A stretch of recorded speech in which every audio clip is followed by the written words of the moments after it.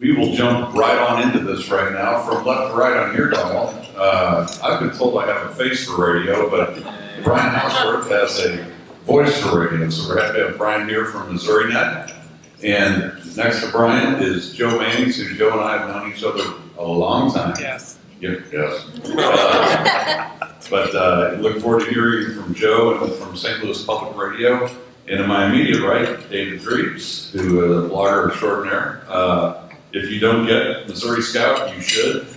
Those of us denizens in the capital read it religiously, and he does a great job in keeping tabs on a place that's not easy to do so, and he's earned the trust of people that will talk to him freely, which is something to say.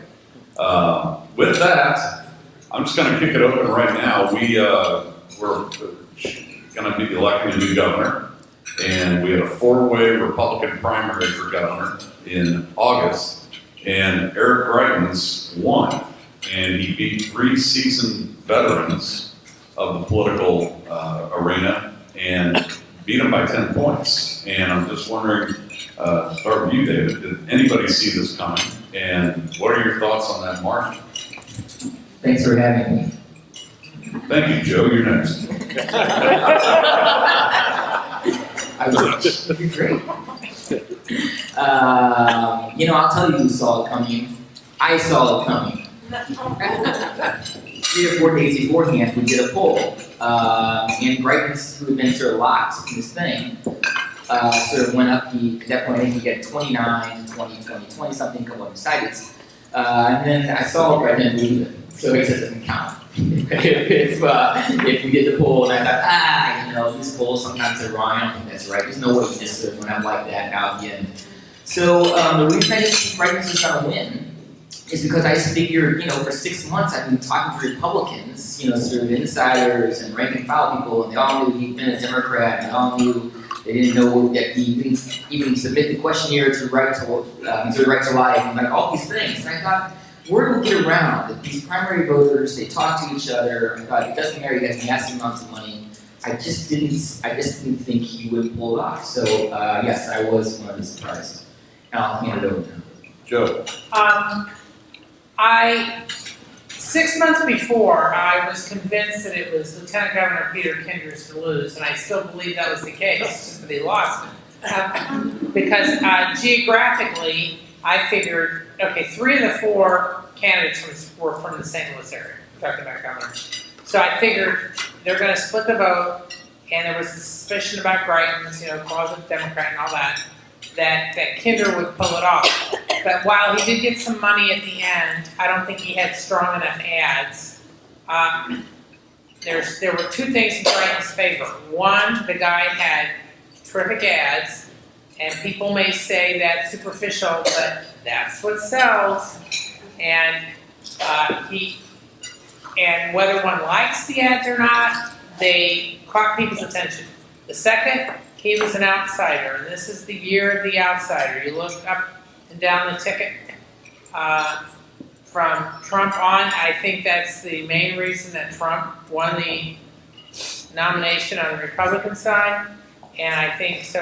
Greitens, it's that same aura where he's shooting off his weapons and promising to get rid of the corrupt people in Jeff City. I'm using his words here. And so I think it just kind of fit in. He was the right person at the right time. I think, frankly, this is the reason that the U.S. Senate race is close on the other way. Kander is seen as the outsider. And so I think that's the mood of the country, and it's probably the mood of the state right now, and this is the way it's planned. Brian, any thoughts on the Republican primary? Yeah, Dan, I agree with a lot of what's been said. Coming into that, it did catch me by surprise. I thought former Speaker Catherine Hanaway had a much better chance than she did. She ended up coming in 4th place. But one thing that happened in that race that did not get a lot of attention because there was so much going on is Speaker Hanaway and John Bruner got into really kind of a tussle. And there were some negative ads going on both sides. Maybe their numbers both went down, but Greitens ran an unorthodox campaign. It's something I've never seen before. He, in some cases, bypasses the media, but the message seems to work. The question I have is if he does win, will he be able to work with what will likely be a Republican legislature? Senator Richard has expressed concerns about some of the things he said about that audit, about the meals in the Senate, et cetera, but we'll see. It's going to be an interesting race to watch. I was surprised at not only him winning, but the margin of victory as well. It was a huge win. I will tell you that the anti-Jefferson City message, Brian's absolutely right. It has been heard by the elected officials in Jefferson City, and they're not too keen on that right now, and understandably so. But another, I thought, very interesting result, the primary for Attorney General on the Republican side. We kind of saw Hawley taking the lead, but that margin was over 2-1. Any thoughts on that, or is it the same kind of thing, Joe? Outsider? Yeah, yes. I mean, now, Holly, I will say this. We, myself and my colleague Jason Rosenbaum, we do what's known as a politically speaking podcast. So we have roughly once a week podcasts with various people who are running for office or who are officials or whatever. You can check it out on the website. We had John Hawley last spring, and we had Schaefer on before. And I thought then, A, outsider, B, very smooth delivery. He actually had, again, some dead-on ads. And I think that those two factors really helped him overcome Schaefer. I think that Senator Schaefer may have also suffered from the malady, which I think plagues many politicians in Jeff City, in both parties. They think they're famous because they're known in Jeff City. And frankly, outside of Jeff City, in most cases, nobody knows them.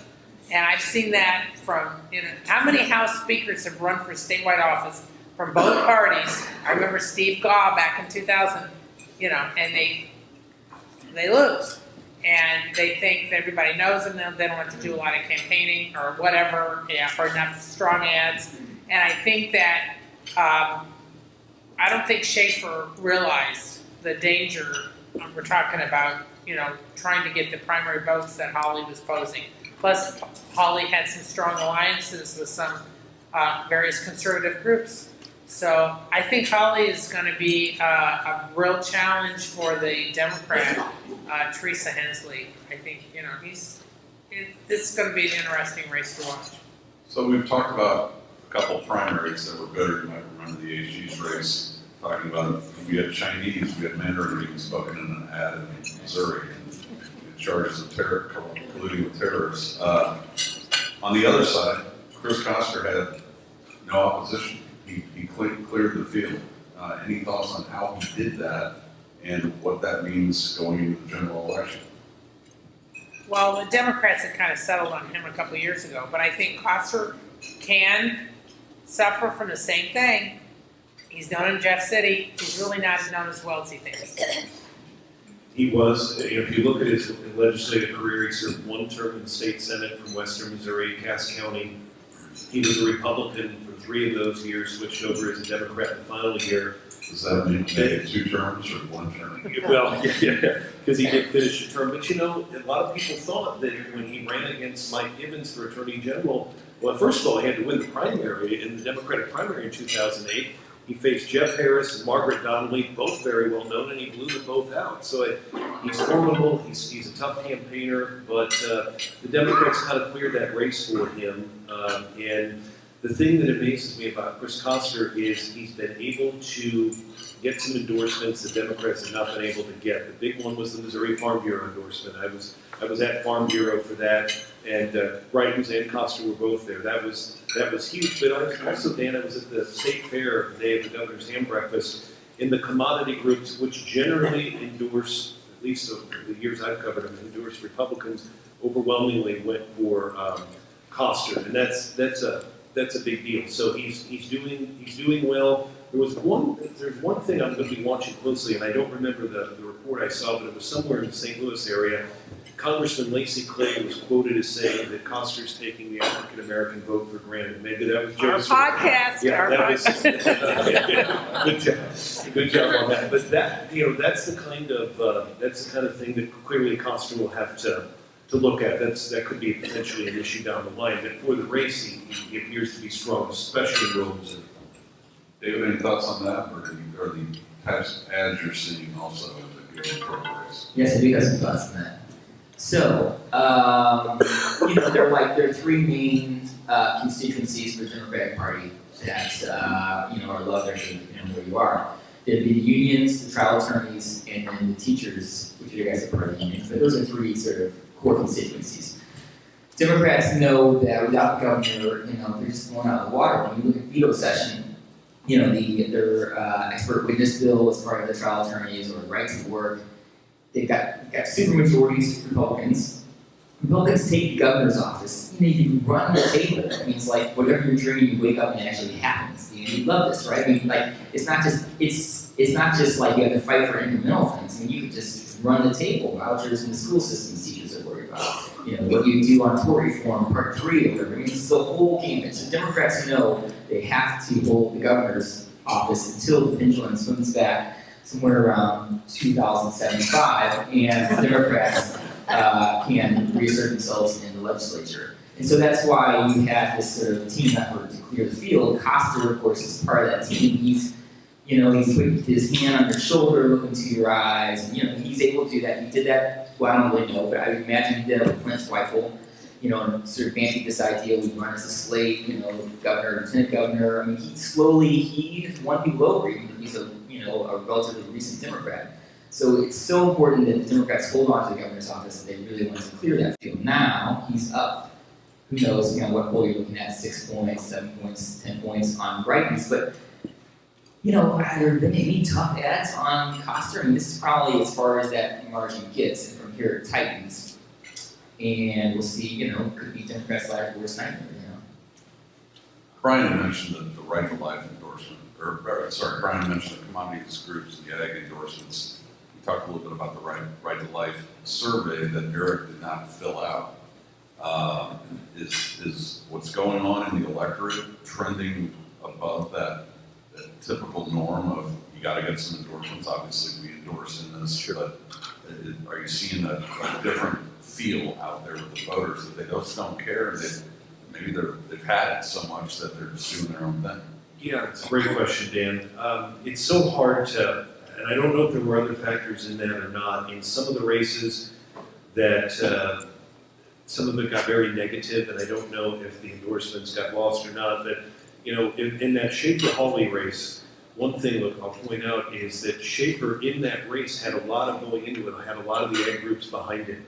And if you remember now, it's interesting, Josh Hawley right now has the Farm Bureau and has the commodity groups behind him, but during the primary they were behind Schaefer, and they did not like the ad about the Chinese business. And they were, the ad that was speaking in Chinese, that was talking about that 1% farmland thing. They were kind of angered by that, but they put that behind them, or so it appears to be, and they endorsed Hawley. But it's always hard to predict what people are thinking. But in some cases, these races, the outside money comes in, and then the TV ads go negative and bring up issues that we don't really even talk about too much in the news. Yeah, last night I was up late finishing a story that's online now about some of the latest money. And one of the interesting things that I saw was that, on paper, Greitens has dramatically outraised Koster since the primary in large donations. However, 2/3 of that money is from the Republican Governors Association. Now, the Democratic Governors Association, since the primary, hasn't given any money directly to Koster. But I'm assuming they're going to do what they did right after the primary, where they were doing a lot of independent ads on his behalf. So actually, if you strip out that, the two are virtually identical. They've raised virtually the same amount since the primary in large donations. The reason that matters is a couple things I noticed. Greitens, since the primary, has not collected that much from his financiers on the coast, California, New York, and also Chicago, that he that it really funded his primary. I thought that was fascinating. And you've got, little switches. You've got the Governor Rauner, who's given him $100,000 and actually advising him, according to what Greitens told us yesterday. And then Koster, he's getting a lot of the labor money that he has before, but it's intriguing to me. Koster gave, just the last couple of days, a significant amount to the state party, which I think will be using the state Democratic Party, the apparatus, more, is trying to build it up. So he's taking a very different approach than what Nixon did. And my point being is I think this next month is going to be interesting how the ads run, who does the ads, how many more independent ads we have from outside groups. I mean, the statewide candidates, it's very different from the congressional, but how the outside money is playing. So I think it will affect what people see on TV and who controls the message and what sort of message. As I said before, I think it's the outsider. Everybody wants to appear to be the outsider, so it's going to be fascinating. So you mentioned Chris Koster giving a donation to the Democratic Party. We've seen that the function of the parties change dramatically in the last generation, if you will. Social media and the way candidates play in that space, how does that impact? Who's doing it the best that you've observed out there? Who's somebody to watch in the new way of conducting messaging? Well, I think Concert has Twitter stuff that comes up every day. But I will say this, I wouldn't count the state parties out. Assuming that the campaign finance limits remain on the ballot, if that passes, all of a sudden the state parties are back in relevance. So, I mean, it's all changed because then the candidates won't be able to take $500,000 or $100,000 or $1 million. It's going to have to go to the parties again. I mean, it's going to change. David, go ahead, Brian. I was just going to say on the social media aspect of that, I think there are advantages and disadvantages, but the major statewide candidates, and I don't know if, for instance, Governor Nixon tweets himself, he's got staff to do it. I'm sure there's a combination of both, and for a lot of them, there's some things I see on there that are pretty good. In the parties, I agree with Joe. The parties are important. One thing Chris Koster did a couple of years ago, if you look at the number of Democrats in the legislature since Governor Nixon took office, they're about minus 30 right now. They've lost. When he took office in Northeast Missouri, I was working in Moberly at the radio station there. They had Tom Shively, they had Paul Quinn, they had Rachel Bringer from Palmyra, they had Becky McClanahan from Kirksville, Senator, Joe remembers all these guys, Wes Schumeyer from Clarence, there were 5, they're all gone now. 30 House Democrats, or approximately in the House, are either got terminated or got beat, retired, etc. Chris Koster did something the last couple of years where he did put some money into those races, and I know a lot of Democrats were appreciative of that. Chris Koster knows that if he is governor, he's going to need to have as many Democrats as he can. They're down right now. The House numbers that I looked this morning, 114 to 45 to 1. Now there's 3 vacancies. That's a staggering number. You only need 109 to override. So that is theoretically the Republicans could lose 4 and still be veto-proof. So that's big. David, who's doing social media right out of the candidates you're watching? I don't know. So I think it's like the joke.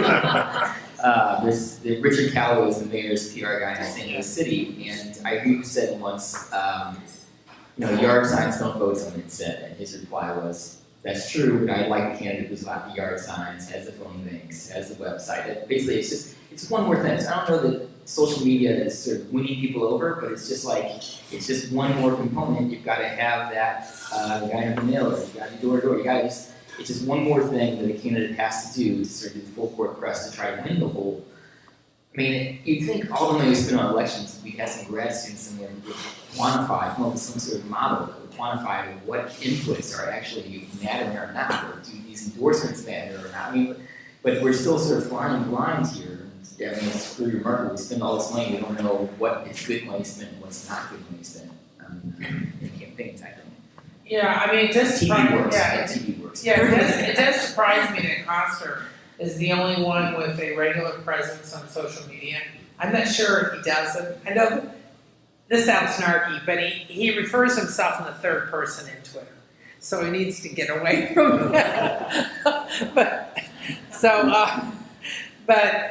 But it does surprise me. He's virtually the only candidate as a regular presence. He has like Twitter ads, and they're usually 2 or 3 times a day. Blunt really doesn't do much on that at all. Sanders the same way. It does surprise me that most of the candidates don't do that much on Twitter, which I think is, I'm a Twitter junkie. I'm very careful what I tweet myself, but I read it all the time, and I've got it set up like a news feed, so I see, what all the news outlets are putting out, and I'm surprised because a lot of people I know that they're checking their Twitter at least once an hour. So it does surprise me if candidates don't really take advantage of that. It's gotta be, go ahead. I think, Joe, that part of the reason it may not be effective is that so much of it is sort of sanitized. I mean, like, does Chris Foster ever tweet something that's a product? Like, the tweet that happened a week or so, or a couple days ago, I think I saw the John Bruner tweet, where he said something like, was it reply to something made right for it? Somebody put something, whatever the point is, he basically said, I don't respect rightness. Or he said, I like Peter. Peter's the one I respect out of the candidates. But you need like a personal, which is the sort of Donald Trump effect, right? You can say something kind of like outrageous or out there for people who really care about it. And I feel like a lot of those tweets that we see from politicians are, I want a stronger Missouri with better jobs and higher pay. I'm not trying to steal from Missouri. It's sort of this vanilla stuff everyone would agree with. And so I think people are more hungry for rightness is a phony or whatever Bringer put out there. The fight in the hockey game. Right, exactly, right. Yeah, because Kinder was my favorite Twitter person, but since the primary, he hasn't done hardly anything. But Kinder would do these wild card Trump type things. And from a news standpoint, I always loved it. Pay attention to those, but I think that engages their audience more. Yes, and you knew it was him doing it, and he never referred to himself in the third person. That absolutely terrifies the campaign staff. Right. So we're talking about Twitter. Joe, I met you when you were print reporter for the Post-Dispatch. What's the future of media and reporting in the way we all get our news about politicians? Because we can go to our favorite site and search for what we want to find. What's the role of Post-Dispatch or traditional radio, that sort of thing? I think I really worry a lot about it. I mean, that sounds corny, but I'm near the end of my career, more or less, and compared to like some of the young people I work with, like Jason Rosenbaum, who is the same age as my son. But the point is, I worry about their future.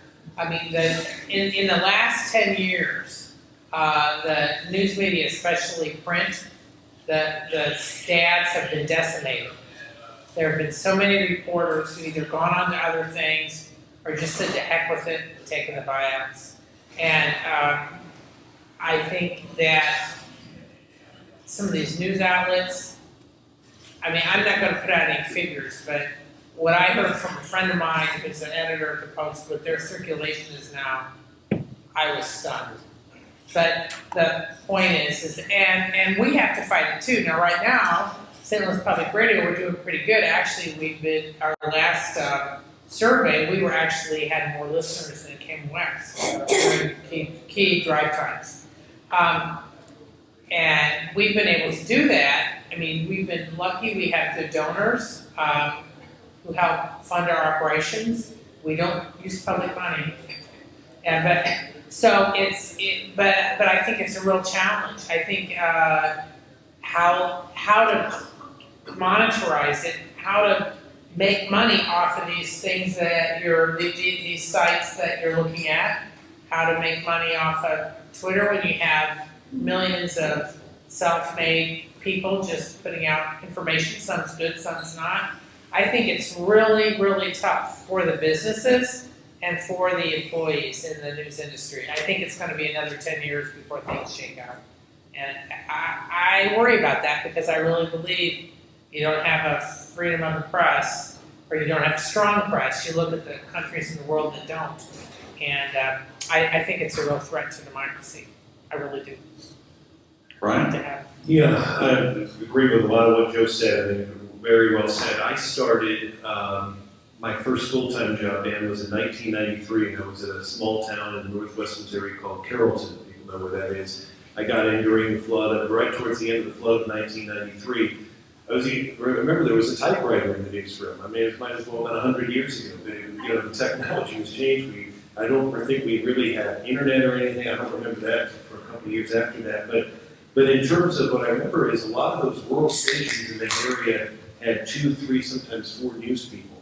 And a lot of them were down to 1, some cases 2. At Missouri Net, we have 62 affiliates, and we work very hard to serve the needs of the rural radio stations. But I think it's extremely important to keep that objective news presence, whether it's Missouri Net or whether it's the traditional newspapers and television, because you're right, people can go to sites, but and the blogs and stuff, but some of those have agendas, you don't know necessarily if it's accurate, so I think that's extremely important. And what we try to do, just like Joe does, and everybody else, is cover the issues objectively, get both sides, but that's extremely important. The other factor is, for a station like I was at in Moberly, when there's a flood or something like that, or there is a tornado, or something happens at the Moberly prison, you've got to have a reporter who can do the legwork to make those calls to work it, and they can't really get that on a website, so that's extremely important. The station you were at in Moberly was KFES? KRES, Crest, Crest. in the AM was Quicks. Is this true or not? They have on the wall of the radio station the number of hogs in the listening area.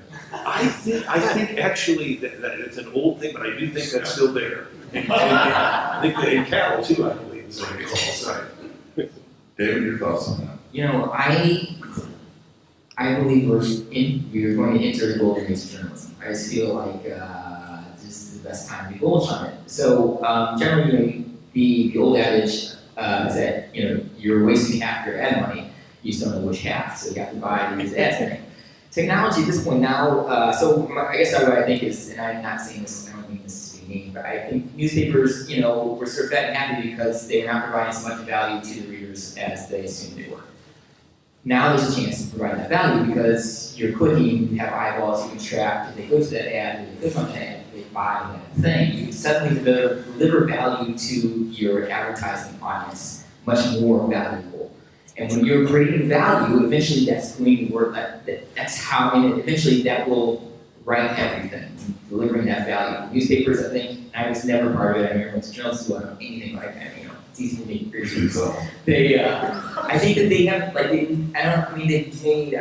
the other problem here is Wall Street. So Wall Street should be buying newspapers, the federal government should outlaw that or something. Basically, Wall Street wants year-over-year growth, and you had these great cash cows of family-owned newspapers who could make good money, but when you have to show year-over-year growth, that's a whole different way. It's not enough to make as much money as last year. You want your stock to go up, and you got to show this growth. So that's a problem that put other pressures on it. But the real, I lost my train of thought before I got concerned about Wall Street.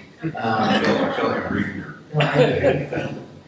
So anyway, I just think it's going to be a golden age that once it sort of writes itself. Newspapers never really change. I mean, they said they changed because they cut half their staff. We still have an editorial page.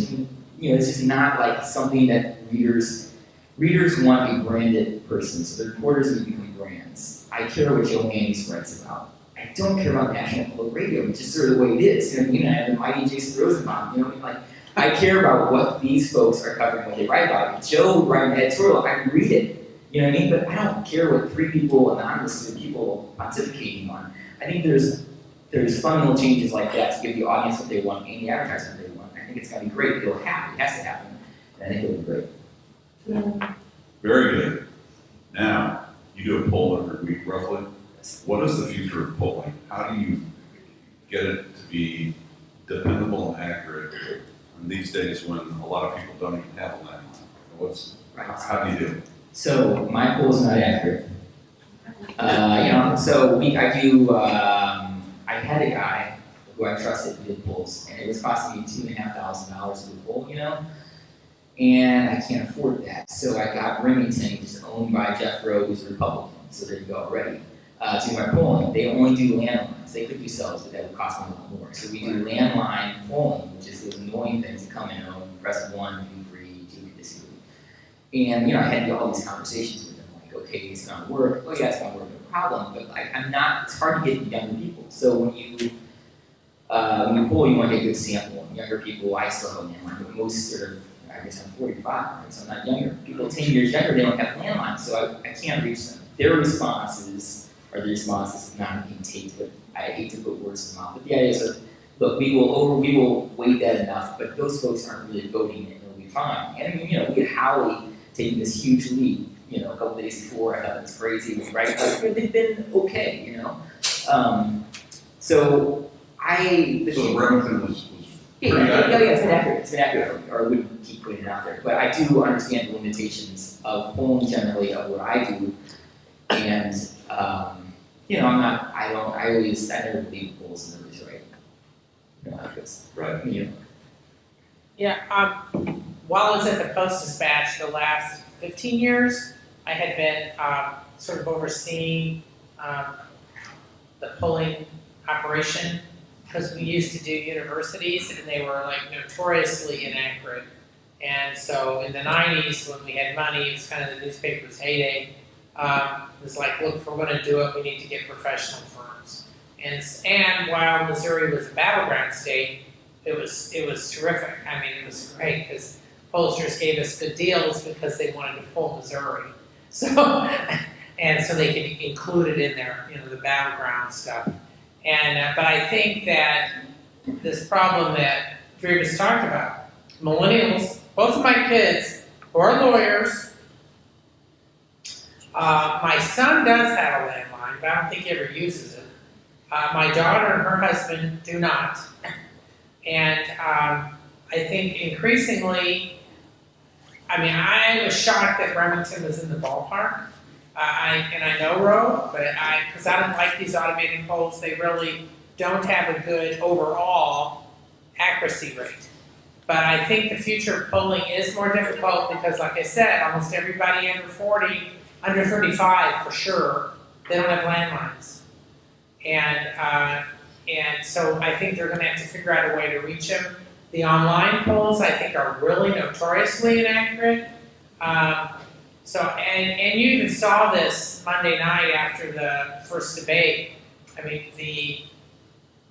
Several major outlets had undecided voter focus groups, which were interesting, and I think there was some news out of that. But they've had a real difficult time trying to deal with polling in the aftermath. And I think that it's going to be increasingly difficult, and I really wonder how much the polls are.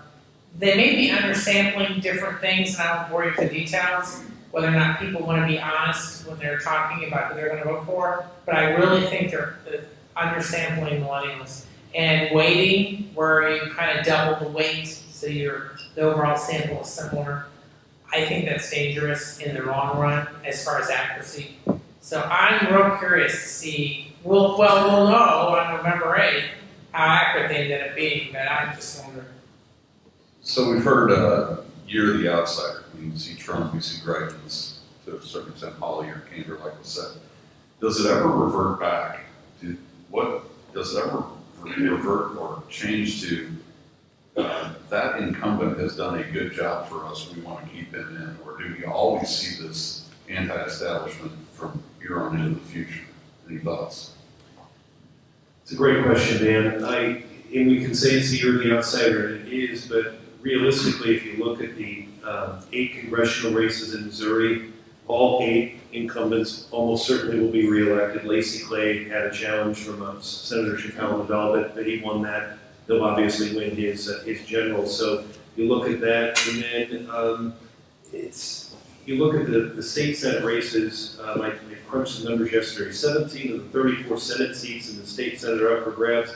5 of those 17 are unopposed. 3 face libertarians. There's 3, maybe 4 potential races, which we could get into if we want. And then at the 163 House seats, 91 either unopposed, almost all of them are, and a handful face either a Green Party candidate or an independent. So they're obviously going to be back. So I've seen it go both ways. But Trump certainly is at the top of that list, and Brighton's too, but primarily down the ballot, most of the people who are in office on either side of the aisle will get back in because they represent very safe districts. Joe, any thoughts on that? Yeah, well, I think one thing, and this is a cautionary tale on Brightons, but Coster hasn't brought this up yet, which really surprises me. You look at the number of states where there have been businessmen elected governor who had not held other public office. Most of them have dismal approval ratings, are very unpopular. You just look next door, Rauner's going to have a heck of a time in 2 years. But you look at Snyder of Michigan, although he did manage to get reelected, Scott in Florida. My point being is that a candidate could make a case that some of the experience with outsiders who had no experience in how to run government has not been that good, at least on the top. So I'm curious to see how that plays out this fall. I think that what Brian's talking about is true on the local levels, like the local alderman. Most people would never pick somebody who they feel like has never been involved in government. Really, it just seems when it gets higher up and they're more disaffected with the government, more upset with the federal government or whatever, that they're willing to say, "Oh, let's just see what we get." So I think there's two ways of thinking it, but I'm surprised that some of the candidates haven't used that against the outsiders, saying, "Look what's happened in these 5 states where they've had this." So anyway, that's just my thought. So the outsiders run saying, look at how bad government is, and then they get in and they show you. Yeah, in some cases.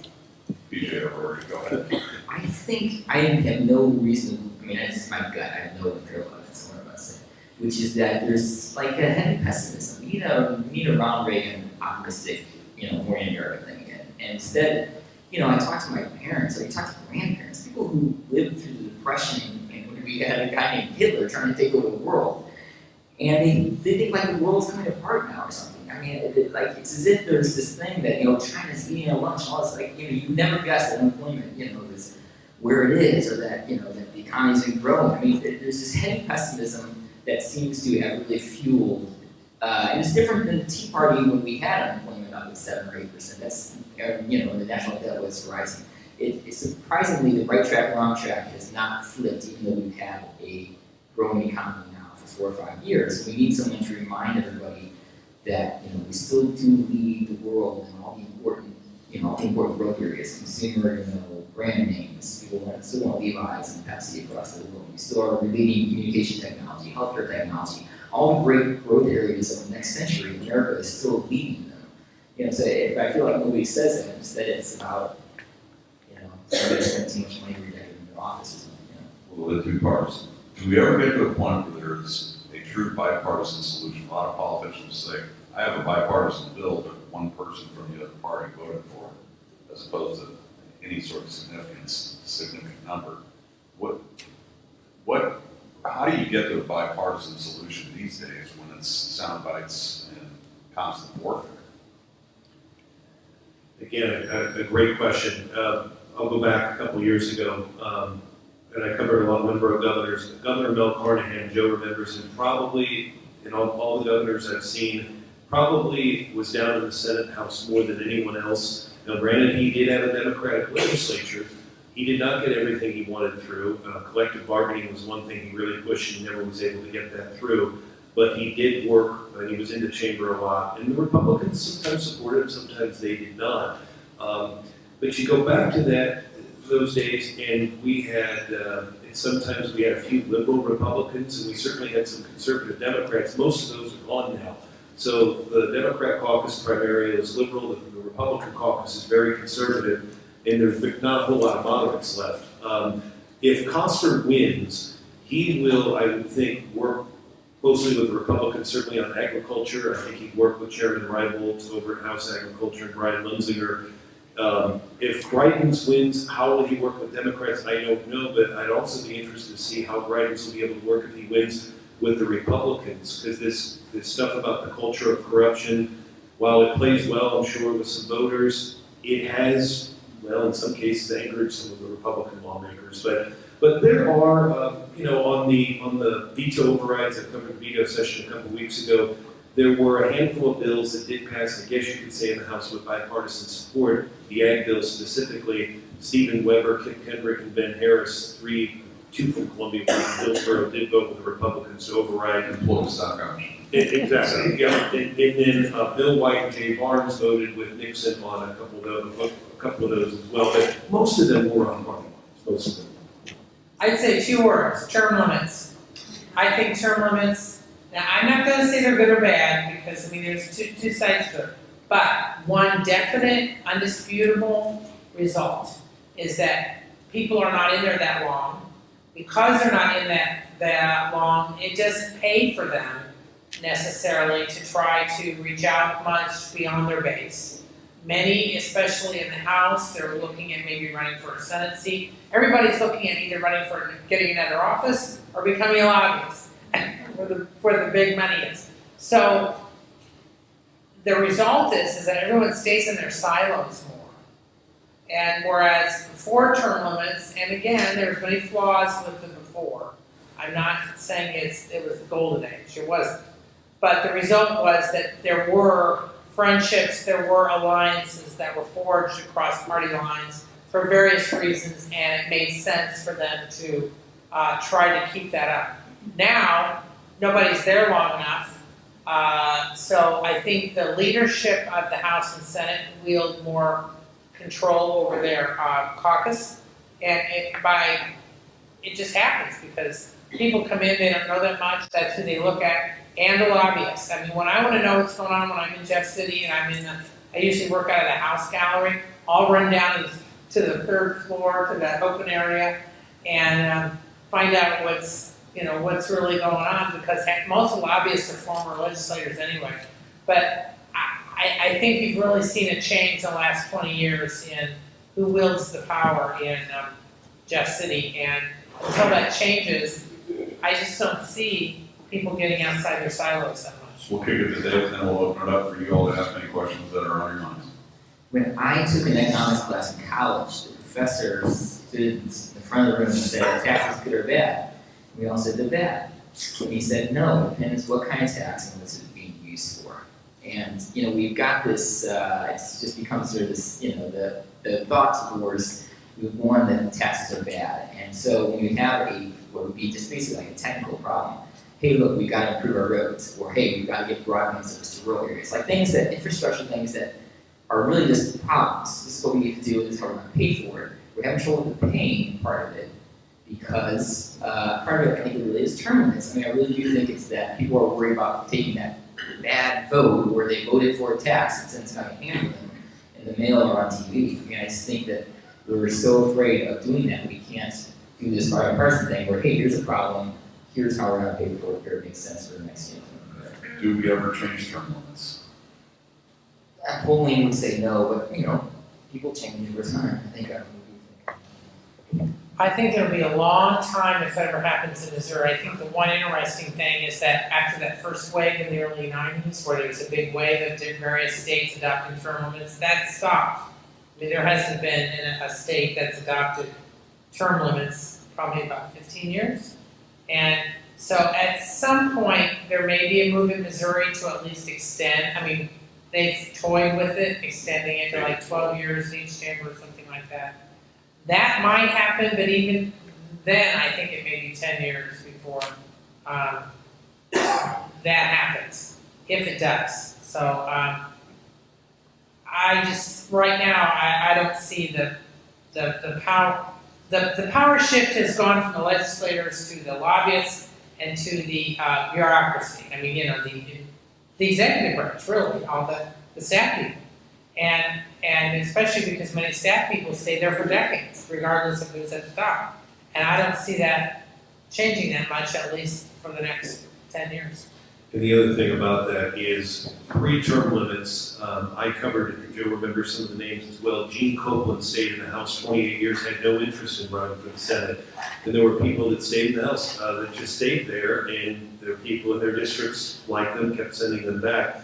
But the term limits primarily were because of Bob Griffin. He was very unpopular outside of Northwest Missouri, and I covered Northwest Missouri, and he was popular there, but outside of the capital, especially if you crossed into, you ended up you'd end up in an office without a telephone or anything, no supplies or anything, because it was a different era. But it was primarily aimed at him. Probably we'll never see another speaker with that much power again. How about a round of applause for our panel?